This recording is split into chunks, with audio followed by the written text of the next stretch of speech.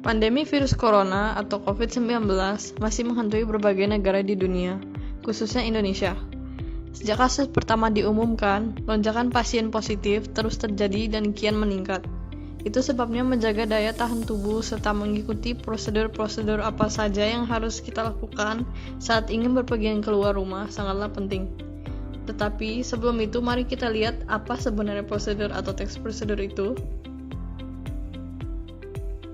Teks prosedur adalah teks yang berisi langkah-langkah atau tahapan yang harus dilakukan untuk mencapai suatu tujuan. Teks ini diklarifikasikan menjadi 3 jenis, yaitu teks yang memuat cara penggunaan alat, benda, atau sejenisnya, teks yang memuat cara melakukan sesuatu aktivitas, dan teks yang berisi kebiasaan atau sifat tertentu. Teks prosedur bertujuan untuk membantu seseorang memahami bagaimana cara melakukan atau membuat sesuatu dengan tepat. Struktur teks prosedur. Pertama, ada pengantar atau pembuka. Kedua, ada material.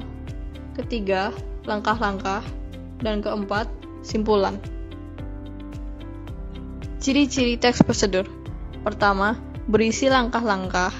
Kedua, bersifat objektif. Ketiga, dijelaskan secara detail. Keempat, bersifat aktual dan akurat. Kelima, menggunakan kata kerja aktif.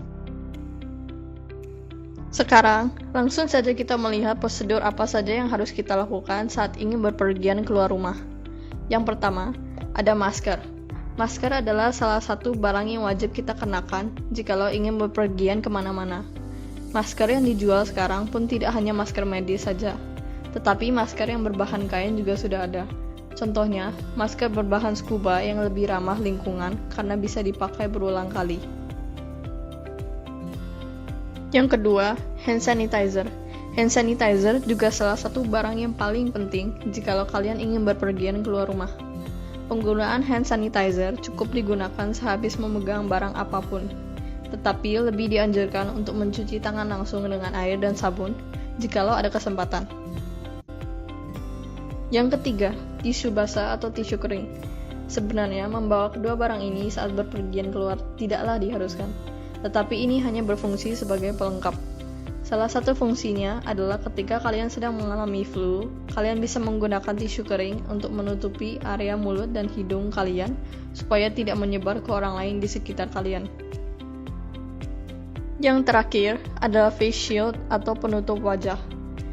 Face shield atau penutup wajah sebenarnya tidak begitu berperan penting, tetapi kalian bisa menggunakan face shield atau penutup wajah sebagai pelengkap masker karena fungsinya pada dasarnya sama.